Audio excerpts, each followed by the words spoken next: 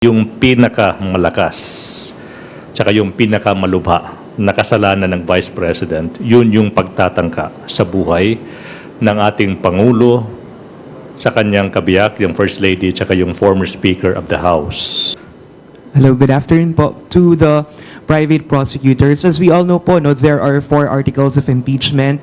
Merong about confidential fund misuse, alleged confidential fund misuse, unexplained wealth, bribery, and the threats to the president.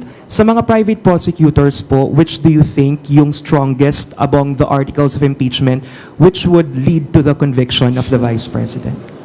I think I've been asked that question ilang beses na, at saka yung sagot is diretso. Yung pinakamalakas, tsaka yung pinakamalubha na kasalanan ng Vice President, yun yung pagtatangka sa buhay ng ating Pangulo, sa kanyang kabiyak, yung First Lady, tsaka yung former Speaker of the House.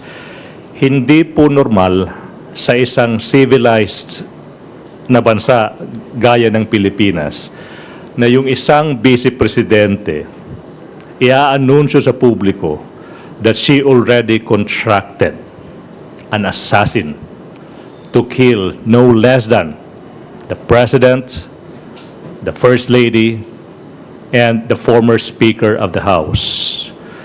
Kung yung ginawa ng Vice President ay nangyari sa ibang bansa, matagal na pong napatalsik sa posisyon yung Vice President.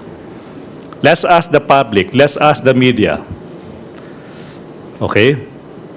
Is it normal to do that? So personally, that is my take as to ano yung pinakamalakas, yun yung pagbabanta sa buhay ng no less than the highest officials of the land. How about the others po?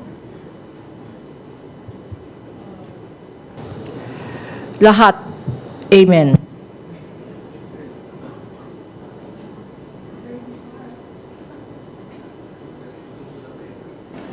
That question actually goes to the merit of the case, but there's a presumption of regularity. So I think all articles have potentials based on our review for conviction.